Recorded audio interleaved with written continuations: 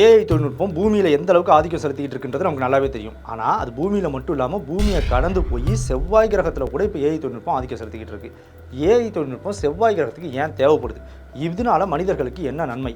AI வச்சு செவ்வாய் கிரகத்தில் என்ன மாதிரி ஆய்வுகள் பண்ணியிருக்காங்க, இது வரைக்கும் என்ன கண்டுபிடிச்சிருக்காங்க, எதிர்கால விண்வெளி ஆராய்ச்சிக்கு ஏஐ எந்த அளவுக்கு பயனுள்ளதாக இருக்க போகுது தெரிஞ்சு போவாங்க.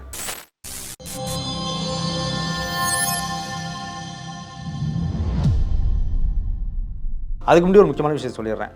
நம்ம சேனலுக்கு இப்போ கண்டென்ட் ரைட்டர்ஸ் தேவைப்படுறாங்க. உங்களுக்கு அறிவியலில் அதிகமாக ஆர்வம் இருக்குது, அறிவியல் சம்மந்தப்பட்ட தகவல்கள்லாம் தொடர்ச்சியாக நீங்கள் தேடி நிறைய சேகரித்து வச்சுருப்பீங்க அப்படின்னா, இந்த வீடியோட டிஸ்கிரிப்ஷனில் ஒரு கூகுள் ஃபார்ம் இருக்குது. அதை போய்ட்டு அதில் நிறைய கேள்விகள் கேட்டிருப்போம், அதெல்லாம் சரியாக ஃபில் பண்ணிடுங்க. All the best. இப்போ வீடியோக்குள்ளே போகலாம். 2020 பெர்செவரன்ஸ் ரோவரை செவ்வாய் கிரகத்துக்கு அனுப்புகிறாங்க. செவ்வாய் கிரகத்தில் ஜெசிரோ அப்படின்னு ஒரு கிரேட்டர் இருக்குது, ஒரு பெரிய பள்ளத்தாக்கு இருக்குது. அந்த பள்ளத்தாக்கை நோக்கி அனுப்புகிறாங்க. ஏன் இந்த பள்ளத்தாக்கை நோக்கி அனுப்புனாங்கன்னா, இந்த பள்ளத்தாக்கை இந்த செவ்வாய் கிரகத்தில் சில ஆர்பிட்டர் சுற்றிக்கிட்டு இருக்கும்ல, இதுக்கு முன்னாடி நம்ம அனுப்புனது, அது எடுத்து அனுப்பின சில ஃபோட்டோஸ் பார்க்கும்போது அந்த பள்ளத்தாக்கு ஒரு பெரிய ஏரியா ஒரு காலத்தில் இருந்திருக்கு. அதுவும் அந்த ஏரிக்கு தேவையான அந்த தண்ணியை சில ஆறுகள் ஓடி வந்து அதை சேர்த்துருக்கு. ஆறு ஓடி வந்ததுக்கான வழித்தரமும் தெரியுது. அந்த பெரிய பள்ளம் முழுக்க ஏரியா ஒரு காலத்தில் தண்ணி நிறைஞ்சிருந்ததுக்கான ஒரு அமைப்பும் தெரிஞ்சிருக்கு. அதனால தான் இந்த பள்ளத்தாக்கை தேர்ந்தெடுத்து இதில் பெர்செவரன்ஸ் ரோவர்ஸை இறக்குவோம் அப்படின்னு சொல்லிட்டு இறக்குறாங்க. இந்த பெர்செவரன்ஸ் ரோவர்ஸ் அங்கே போயிட்டு ஆய்வு பண்ணும்போது அங்கே உள்ள அந்த பாறைகளை, மணலை இதெல்லாம் ஆய்வு பண்ணுறது மூலமாக அந்த இடத்துல இருக்க மினரல்ஸை வச்சு அது எந்த அளவுக்கு நுண்ணுயிர்களோட வாழ்க்கையை ஆதரிச்சிருக்கு அப்படின்றத தெரிஞ்சுக்க முடியும். அது மூலமாக அங்கே ஏற்கனவே நுண்ணுயிர்கள் வாழ்ந்துச்சா இல்லை வாழ்ந்ததுக்கான ஆதாரங்கள் ஏதாவது இருக்கா அப்படின்றத கண்டுபிடிக்கிறதுக்காக தான் குறிப்பாக இந்த ஜெசிரோ கிரேட்டரை தேர்ந்தெடுத்து அதில் பெர்செவரன்ஸ் ரோவர்ஸ் அனுப்புகிறாங்க. இந்த பெர்செவரன்ஸ் ரோவரில் நிறைய எக்யூப்மெண்ட்ஸ் இருக்குது. குறிப்பாக இந்த ட்ரில்லிங் எக்யூப்மெண்ட், இது செவ்வாய் கிரகத்தில் உள்ள பாறைகள்லாம் ட்ரில் பண்ணி அதுலேருந்து சாம்பிள்ஸை கலெக்ட் பண்ணி டியூப்பில் எடுத்து அதை ஒரு சாம்பிள் கலெக்ஷன் டியூப்பில் எடுத்து அதை அப்படியே ஸ்டோர் பண்ணி வச்சுக்கிட்டே வரும். இது ஸ்டோர் பண்ணி வச்சுக்கிறதுக்கு முன்னாடியே அந்த சாம்பிள்ஸை கொஞ்சம் ரிசர்ச் பண்ணும். அந்த ரிசர்ச் மூலமாகவே அது என்னென்ன மாதிரியான மினரல்ஸ்லாம் இருக்குது, அது நுண்ணுயிர் வாழ்க்கையை ஆதரிச்சிச்சா அப்படின்றத நம்மளால் தெரிஞ்சுக்க முடியும். ஆனால் இது செவ்வாய் கிரகத்துக்கு அனுப்புகிறோம், இதை ட்ரில் பண்ணி சாம்பிளை கலெக்ட் பண்ணுறதுக்கு அனுப்புகிறோம். இருந்தாலும் கொஞ்சம் ரிசர்ச்சும் அங்கேயே அது பண்ணட்டுன்றதுக்காக ஒரு சில எக்யூப்மெண்ட் தான் அந்த ரிசர்ச்சுக்காக அதில் வைக்கப்பட்டிருக்கு. ஆனால் இப்போ அதை பூமிக்கு கொண்டு வந்தோம்னா செவ்வாய் கிரகத்தில் அங்கே பெர்செவரன்ஸ் பண்ணி நமக்கு என்ன தகவல்களை கொடுக்குதோ அதை விட இன்னும் அதிகமாக பூமியில் உள்ள இந்த இன்னும் அதிகப்படியான தொழில்நுட்பம் மூலமாக அதை இன்னும் அதிகமாக ரிசர்ச் பண்ணி செவ்வாய் கிரகத்தை பற்றி இன்னும் அதிகமாக நம்மளால் தெரிஞ்சுக்க முடியும். அதுக்கு அந்த சாம்பிள்ஸை பூமிக்கு கொண்டு வரணும். அதுக்கு தான் ஃபியூச்சரில் நம்ம இங்கேருந்து ஒரு ராக்கெட் அனுப்பி அதை செவ்வாய் கிரகத்தில் இறக்கி அங்கே உள்ள சாம்பிள்ஸ் எல்லாத்தையும் பெர்செவரன்ஸ் கலெக்ட் பண்ணி வச்சிருக்க சாம்பிள்ஸ் எல்லாத்தையும் திரும்ப இது கலெக்ட் பண்ணிக்கிட்டு திரும்ப அங்கேருந்து மறுபடியும் ஒரு லான்ச் பண்ணி திரும்ப பூமிக்கு கொண்டு வந்து இங்கே அதை ரிசர்ச் பண்ணும்போது நம்ம செவ்வாய் கிரகத்தை பற்றி இது வரைக்கும் தெரிஞ்சதை விட இன்னும் அதிகப்படியான தகவல்கள் நம்மளால் தெரிஞ்சுக்க முடியும். அதுக்கான ரிசர்ச் இப்போ ப்ராசஸில் போயிட்டு இருக்கு, கூடியவர்கள செய்ய போகிறாங்க. இதே மாதிரி இந்த பெர்செவரன்ஸ் ரோவரில் நிறைய ஆர்ம்ஸ் இருக்குல்ல, இதில் ஒரு ஆர்மில் ஒரு எக்ஸ்ரே கருவி இருக்குது. இதுக்கு பிளானிட்டரி இன்ஸ்ட்ருமெண்ட் ஃபார் எக்ஸ்ரே லித்தோகெமிஸ்ட்ரி அப்படின்ட்டு பேர். இது என்ன பண்ணுன்னா, ஏற்கனவே அந்த ட்ரில்லிங் மிஷின் சொன்னல, அது பாறையை ட்ரில் பண்ணி சாம்பிளை கலெக்ட் பண்ணும், அதை லைட்டாக ரிசர்ச் பண்ணணும்னு சொல்லியிருந்தேன். ஆனால் இது என்ன பண்ணுன்னா, ஒரு பாறையை அப்படியே ஸ்கேன் பண்ணும். எக்ஸ்ரேஸ் மூலமாக அப்படியே அதை ஸ்கேன் பண்ணி அதில் இருக்கக்கூடிய எக்யூப்மெண்ட்ஸை, அதில் இருக்கக்கூடிய மினரல்ஸை அது ஸ்கேனிங் மூலமாகவே கண்டுபிடிச்சி அதை நமக்கு தெரிவிக்கும். இது மூலமாக அந்த பாறையில் என்னென்ன மாதிரியான மினரல்ஸ் இருக்குது, அது செவ்வாய் கிரகத்தை எப்படி மாற்றிருக்கு, அது எப்படி ஒரு காலத்தில் நுண்ணுயிர்களோட வாழ்க்கைக்கு சப்போர்ட் பண்ணியிருக்கு அப்படின்றத நம்மளால் தெரிஞ்சுக்க முடியும். இந்த பிளானிட்டரி இன்ஸ்ட்ருமெண்ட் ஃபார் எக்ஸ்ரே லித்தோகெமிஸ்ட்ரின்னு சொன்னலையா, இதை சிம்பிளாக சுருக்கமாக PIXL பிக்சல் அப்படின்ற மாதிரி சொல்லுவாங்க. இதை ஒரு சாஃப்ட்வேரோட அட்டாச் பண்ணியிருப்பாங்க. அந்த சாஃப்ட்வேருக்கு அடாப்டிவ் சாம்பிளிங் அப்படின்ட்டு பேர். இதுதான் ஒரு ஏஐ சாஃப்ட்வேர். இதை நாசா தான் உருவாக்குனாங்க. நாசாவோட ஜெட் ப்ரொபல்ஷன் லேபரட்டரியில் இந்த ஏஐ சாஃப்ட்வேர் உருவாக்கி அதை இதோட அட்டாச் பண்ணியிருக்காங்க. இந்த ஏஐ சாஃப்ட்வேர் எப்படி ஒர்க் ஆகுதுன்னா, அந்த பிக்சலோட ஆர்ம் இருக்குல்ல, அந்த ஆர்ம் கரெக்டாக ஒரு எந்த பாறையை ஸ்கேன் பண்ணுமோ அந்த பாறையில் போயிட்டு பக்கத்தில் பொசிஷனில் முதல்ல ஒரு ஏஐ எக்யூப்மெண்ட் நிறுத்தினதுக்கப்புறம் இப்போ ஒரு முக்கியமான விஷயம் என்னென்னா, இது ஸ்கேன் பண்ண போகிற அந்த எக்ஸ்ரே பீம்ஸை பாஸ் பண்ண போகிற அந்த பாறைக்கும் இந்த ஆமுக்கும் இந்த எக்யூப்மெண்ட்டுக்குமான டிஸ்டன்ஸ் சரியான அளவில் இருக்கணும். அப்போ தான் அதெல்லாம் கரெக்டாக ஸ்கேன் பண்ணி அது என்ன மினரல்ஸ் இருக்குது அப்படின்றத கண்டுபிடிக்க முடியும். அதுக்கு அதை சரியான பொசிஷனில் நிறுத்துறதையும் ஏஐ தான் பார்த்துக்குது. அப்படி நிறுத்தினாலும் அதில் ஒரு பிரச்சனை வரதுக்கு வாய்ப்பு இருக்குது. என்னென்னா, செவ்வாய் கிரகத்தில் அந்த வெப்பநிலை அப்பப்போ மாறுபடும். திடீர்னு அதிகமாகலாம், திடீர்னு குறையலாம். இப்படி ஆகிறதுனால இந்த ஆம் கொஞ்சம் விரிவடையலாம், இல்லை சுருங்கலாம். அப்படி ஆகும்போது ரொம்ப மைன்யூட்டான லெவலில் அந்த டிஸ்டன்ஸில், அந்த கரெக்டாக கால்குலேட் பண்ணி வச்சிருக்க அந்த டிஸ்டன்ஸில் சில சேஞ்சஸ் ஏற்படும். அப்போது அந்த ஸ்கேன் பண்ணுறதுல சில பாதிப்புகள் ஏற்படலாம். அதையுமே தொடர்ச்சியாக கவனிச்சுக்கிட்டே இருந்து சரியாக கால்குலேட் பண்ணிக்கிட்டே இருந்து திரும்ப அப்படி ஒரு மாற்றம் நடக்கும்போது சரியாக அதை கொண்டு போய் மறுபடியும் பொறுத்துற வேலையும் இந்த ஏஐ எக்யூப்மெண்ட் பார்க்குது. இப்படி இதெல்லாம் சரி பண்ணிவிட்டு அதை சரியான இடத்துல போய் பொறுத்துனதுக்கப்புறம், சரியான டிஸ்டன்ஸில் போய் பொறுத்துனதுக்கப்புறம் இன்னொரு ஏஐ எக்யூப்மெண்ட் அதுலேருந்து அந்த ஆம்லேருந்து நிறைய எக்ஸ்ரே பீம்ஸை ஒரு செகண்டுக்கு 1000 மடங்கு வேகத்தில் அதை தொடர்ச்சியாக அந்த பாறை மேலே பாஸ் பண்ணிக்கிட்டே இருக்கும். இப்படி அந்த பாறை மேலே போய் படுற அந்த எக்ஸ்ரே பீம்ஸ் எல்லாமே அங்கே சின்ன சின்ன புள்ளிகளாக ஒரு கிரைடாக அதை டிஸ்பிளேல ஃபார்ம் பண்ணும்.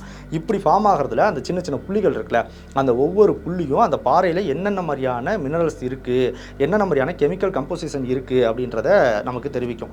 இதை நேரடியாக பூமியில் ஒருத்தர் பார்த்து இதிலேருந்து எதை இன்னும் சூஸ் பண்ணி எதை கரெக்டாக ஆய்வுக்கு உட்படுத்தணும் அப்படின்றத பூமியிலேருந்து நாம் பார்த்து முடிவு பண்ணவே வேண்டாம். இதையுமே ஒரு ஏஐ பார்த்து இந்த கெமிக்கல் கம்போசிஷனில் எது உயிர் வாழ்க்கையை ஆதரிக்குது அப்படின்றத மட்டும் தனியாக தேர்ந்தெடுத்து அதை மட்டும் ஆய்வுக்கு உட்படுத்தினா போதும். ஏன்னா தேவையில்லாமல் எல்லாத்தையும் ஆய்வுக்கு உட்படுத்தி நேரத்தை விரைய பண்ணிக்கிட்டு இருக்க வேண்டாம்.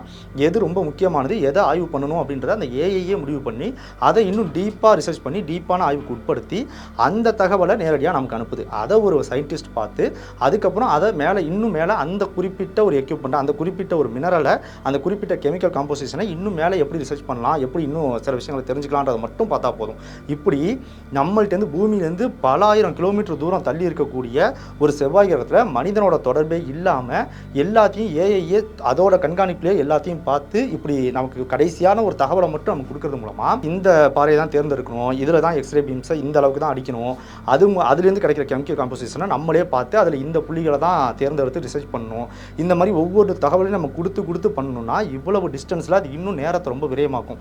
அது இல்லாமல் ஏஐ இது எல்லாத்தையுமே பண்ணி மனிதனோட தலையிலே இல்லாமல் மனிதர்களோட கட்டளைக்காக வெயிட் பண்ணிக்கிட்டே இல்லாமல் அதுவே எல்லாத்தையும் பண்ணிடுறதுனால இது ரொம்ப சுலபமாக்குது. நம்ம ரிசர்ச் இவ்வளோ தூரத்தில் நம்ம ஒரு ஸ்பேஸில் ரிசர்ச் பண்ணுற அந்த நேரத்தையும் ரொம்ப குறைக்குது. இந்த ஏஐ தொழில்நுட்பம் இந்த பெர்சவரன்ஸ் ரோவரில் மட்டும் இல்லை, 2011 நம்ம இங்கேருந்து அனுப்பி 2012 போயிட்டு செவ்வாய் கிரகத்தில் இறங்கின கியூரியாசிட்டி ரோவர்லையுமே இதே ஏஐ தொழில்நுட்பத்தை பயன்படுத்துகிறோம். கொஞ்சம் வேறு மாதிரி பயன்படுத்துகிறோம். இந்த கியூரியாசிட்டி ரோவரை செவ்வாய் கிரகத்தோட கேல் பள்ளத்தாக்கில் கொண்டு போய் இறக்கியிருக்காங்க. இந்த கேல் பள்ளத்தாக்கு நம்ம பெர்சவரன்ஸ் ரோவர் இறங்கியிருக்கு இல்லையா, அந்த பள்ளத்தாக்குலேருந்து கிட்டத்தட்ட 3700 கிலோமீட்டர் தூரம் தள்ளி ஒரு இடத்துல இருக்கக்கூடிய ஒரு பள்ளத்தாக்கு. இந்த பள்ளத்தாக்கை தான் கியூரியாசிட்டி ரோவர் வந்து ரிசர்ச் பண்ணிக்கிட்டு இருக்கு. இதில் autonomous exploration for gathering increased science அப்படின்னு சொல்லிட்டு ஒரு எக்யூப்மெண்ட் இருக்குது. இந்த எக்யூப்மெண்ட் என்ன பண்ணுதுன்னா, எப்படி அங்கே ஒரு பாறையை அப்படியே எக்ஸ்ரே மூலமாக ஸ்கேன் பண்ணுச்சு, அதே மாதிரி இங்கே கியூரியாசிட்டி ரோவர் அதை சுற்றி உள்ள எந்த பொருளை ஸ்கேன் பண்ணணும், எந்த பொருளை ஆய்வுக்கு உட்படுத்தணும் அப்படின்றத அந்த ஏஐ தொழில்நுட்பம் மூலமாக அதுவே முடிவு பண்ணுது. முடிவு பண்ணிவிட்டு அந்த பொருள் மேலே, அந்த பொருளை ஒரு பாறைனே வச்சுப்போம், அந்த பொருள் மேலே தொடர்ச்சியாக லேசர் லைட்டை பாஸ் பண்ணிக்கிட்டே இருக்குது. இப்படி லேசர் லைட்டை ஒரு இடத்துல குறிப்பிட்ட இடத்துல தொடர்ச்சியாக அடிக்கிறது மூலமாக அந்த இடத்துல அது பொசுக்கும் போது அங்கேருந்து புகை வெளிவரும்ல, அந்த புகையை அதை ஆய்வுக்கு உட்படுத்தி அந்த புகையில் என்னென்ன மாதிரியான எக்யூப்மெண்ட்ஸ் இருக்க வாய்ப்பு இருக்குது, அதாவது என்ன எக்யூப்மெண்ட்ஸ் எரிஞ்சால் எந்த மாதிரியான புகை வரும் அப்படின்றத புரிஞ்சுக்கிட்டு அது மூலமாக இந்த மாதிரியான மினரல்ஸ்லாம் அங்கே இருக்குது அப்படின்றத அது கியூரியாசிட்டி ரோவர் கண்டுபிடிக்குது. இப்போது எப்படி பெர்சவரன்ஸ் ரோவர், கியூரியாசிட்டி ரோவர் இது ரெண்டுமே இவ்வளோ தூரம் பூமியிலேருந்து இவ்வளோ தூரம் தள்ளி செவ்வாய் கிரகத்தில் இருக்கின்றதுனால இங்கேருந்து நம்ம பூமியிலேருந்து செவ்வாய் கிரகத்தில் நம்ம போய் சேர்றதுக்கே 6 மாதம் ஆகுது. பயண தூரமே 6 மாதம். அந்த 6 மாதத்தை கடந்து தான் நம்ம அங்கே போய் சேர்ந்து ரிசர்ச்சே பண்ண ஆரம்பிக்க போகிறோம். அப்படியே அங்கே போய் ரிசர்ச் பண்ண ஆரம்பிச்சதுக்கப்புறம் ஒவ்வொரு ரிசர்ச்சுக்கும் ஒரு எந்த பொருளை ஸ்கேன் பண்ணுன்றதுக்கு, அந்த பொருளை ஸ்கேன் பண்ணுறதுக்கு தேர்ந்தெடுத்து அதை சரியாக பொருத்துறதுக்கு, அதுக்கப்புறம் அதை ஸ்கேன் பண்ண ரிசல்ட் இங்கே வந்து அதில் எதை குறிப்பிட்ட ஒரு பொருளை திரும்ப மறுபடியும் எந்த குறிப்பிட்ட காம்போசிஷனை மறுபடியும் ஸ்கேன் பண்ணணும், இன்னும் ரிசர்ச்சுக்கு உட்படுத்தணும் அப்படின்றதுக்கு தகவல் இங்கேருந்து போய் திரும்ப அதை ரிசர்ச் பண்ணி இதெல்லாம் நிறைய ஏற்கனவே நம்ம பயண தூரமே ரொம்ப அதிகம், பயண நேரமே ரொம்ப அதிகம். இந்த மாதிரி தகவல்களும் வந்து போணுச்சுன்னா அது இன்னும் இந்த ஸ்பேஸ் ரிசர்ச்சுக்கான டயத்தை இன்னும் ரொம்ப அதிகமாக்கிரும். ஒரு விஷயத்தை நம்ம கண்டுபிடிக்கிறதுக்கான வருஷத்தை இன்னும் பல காலத்துக்கு தள்ளி போட்டுரும். அப்படின்றதுனால ஏஐ தொழில்நுட்பத்தை இதில் இன்க்ளூட் பண்ணது ரொம்ப ரொம்ப ரொம்ப பயனுள்ளதாக இருக்குது. இது ஸ்பேஸ் ரிசர்ச்சை ரொம்ப இன்னும் துரிதப்படுத்துறதுக்கு நமக்கு உதவியாக இருக்குது. இப்போ ரீசெண்டாக சைனாவோட Chang'e லூனார் மிஷன் நிலாவோட பூமிக்கு தெரியாத அந்த மறுபக்கம் இருக்கு இல்லையா, அந்த பக்கத்தில் போயிட்டு இறங்கினதுக்கப்புறம் அவங்களும் ஏஐ தொழில்நுட்பத்தை யூஸ் பண்ணி அது Chang'e லூனார் மிஷன் அதை தானே ஒரு செல்ஃபி எடுத்து பூமிக்கு அனுப்பிச்சு. அதே மாதிரி நம்மளோட சந்திரயான் 3 அனுப்பணும்ல, அதுலேயும் ஏஐ தொழில்நுட்பம் பயன்படுத்தப்பட்டிருக்கு. அது என்ன பண்ணுச்சுன்னா, எந்த இடத்துல சரியாக லேண்ட் ஆகணும் அப்படின்றத முன்னாடியே கால்குலேட் பண்ணி ஒருவேளை அந்த இறங்குற இடத்துல இன்னும் நெருங்கி பார்க்கும்போது பள்ளத்தாக்கா இருக்குது, இறங்குனா அங்கே ஏதாவது விபத்து ஏற்படுறதுக்கு வாய்ப்பு இருக்குது, சரியான ஒரு சாஃப்ட் லேண்டிங் நடக்காது அப்படின்னா கடைசி நேரத்தில் அதை முடிவு பண்ணி அந்த லேண்டிங் பொசிஷனை, அந்த லேண்டிங் ஏரியாவையே மாற்றி இன்னொரு இடத்துல லேண்ட் பண்ண வைக்கிறதுக்கும் அதை பண்ணுச்சு சந்திரயான் 3. அதை பண்ண வைக்கிறதுக்குமா இந்த ஏஐ தொழில்நுட்பத்தை யூஸ் பண்ணியிருக்காங்க.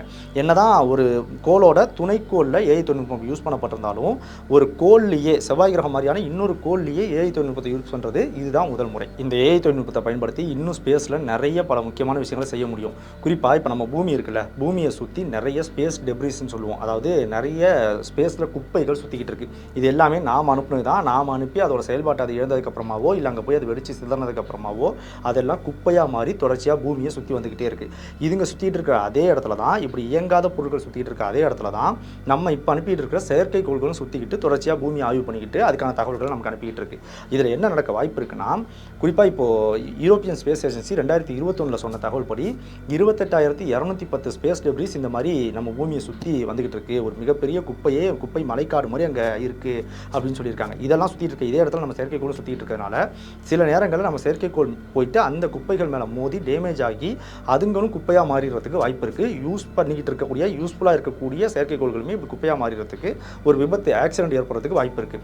இங்கே நம்ம ஏஐ தொழில்நுட்பத்தை பயன்படுத்தினோம்னா, இங்கே எப்படி இப்போ ஒரு கார்லலாம் ஏஐ தொழில்நுட்பத்தை பயன்படுத்தி முழுக்க அதை ஆட்டோமேட்டிக்காக மாற்றி எதிரில் யாராவது ஒருத்தவங்க திடீர்னு குறுக்க வராங்கன்னா அதுவே பிரேக் போட்டோ இல்லை வளைஞ்சி வேறு டேரக்ஷனை மாற்றியோ போகிற மாதிரி வச்சுருக்கோம்ல, கண்டுபிடிச்சிருக்கோம்ல. இதே மாதிரி அங்கே நம்மளோட செயற்கைக்கோள்கள்லையுமே இந்த ஏஐ தொழில்நுட்பத்தை பயன்படுத்துறது மூலமாக எதுக்கு ஒரு டெப்ரி வருது, ஒரு ஸ்பேஸ் குப்பை ஒன்று வருது அப்படின்னா அதோட டேரக்ஷனை மாற்றிக்கிட்டு திரும்பி போய் அதில் மோதாமல் அதை தவிர்த்துக்க முடியும். இது மூலமாக நிறைய பண விரயத்தை நம்மளால் தவிர்க்க முடியும். இதே மாதிரி ஃபியூச்சரில் இந்த ஏஐ தொழில்நுட்பத்தை ஸ்பேஸ் ரிசர்ச்சுக்கு எல்லா இடத்தையும் பயன்படுத்துறது மூலமாக அதிகமாக பணம் வீணாகிறத, அதிகமாக நேரம் வீணாகிறத, இது எல்லாத்தையும் தவிர்த்து ஸ்பேஸ் ரிசர்ச்சை இன்னும் அதிகப்படியான வேகத்தில் கொண்டு போய் நம்ம இன்னும் நிறைய விஷயங்களை துரிதமாக தெரிஞ்சுக்க முடியும் அப்படின்னு நம்புறாங்க. அதே மாதிரி எதிர்காலத்தில் பூமியிலேருந்து ரொம்ப தூரத்தில் தள்ளி போயிருக்கிற ஸ்பேஸ் கிராஃப்ட்ஸில் ஏதாவது பிரச்சனை ஏற்படுச்சு அப்படின்னா அதை இங்கேருந்து மனிதர்கள் தலையிடணும் அப்படின்ற அவசியமே இல்லாமல் ஏஐயே அதை தானாகவே சரி பண்ணிடுறது. இப்போ கூட நம்ம அடிக்கடி கேள்விப்படுவோம், இன்டர்நேஷனல் ஸ்பேஸ் ஸ்டேஷன்லலாம் ஏதாவது சின்னதாக பிரச்சனை வரும்போது மனிதர்களே வெளியில் வந்து அதை ஸ்பேஸ் வாக்குன்னு சொல்லுவாங்க, அவங்க தான் போயிட்டு அதை சரி பண்ணுவாங்க. இதெல்லாம் கூட ஏஐ மூலமாக சரி பண்ண வைக்கும் போது மனிதர்கள் இப்படி வெளியில் வரணும், ரிஸ்க் எடுக்கணும் அப்படின்ற அவசியத்தை இன்னும் கொஞ்சம் குறைக்கலாம். அதே மாதிரி தூரத்தில் உள்ள மற்ற பிளானட்ஸை போயிட்டு ரிசர்ச் பண்ணும்போது அந்த பிளானட்ஸில் உயிர் வாழ்க்கை எப்படி இருக்குது அப்படின்றத ரிசர்ச் பண்ணும்போது இங்கேருந்து நாம் அனுப்புகிற ஸ்பேஸ் கிராஃப்ட் ஆகட்டும், ரோவர்ஸ் ஆகட்டும், அதில் ஏஐ தொழில்நுட்பம் இருக்கும்போது இப்போ செவ்வாய் கிரகத்தில் அது எப்படி தன்னிச்சையாக முடிவெடுக்குதோ அதே மாதிரி அதுங்களே தன்னிச்சையாக முடிவெடுத்து ரொம்ப சீக்கிரமாக ஒரு கோளை பற்றி நம்ம தெரிஞ்சுக்கிறதுக்கு நமக்கு பயன்படும் அப்படின்னு சொல்கிறாங்க. இப்போது இதெல்லாம் செய்யறது மூலமாக இந்த ஸ்பேஸ் ரிசர்ச்சில் நம்ம இன்னும் ஒரு படி முன்னேறி போயிட்டோம் அப்படின்றது மட்டும் உண்மை.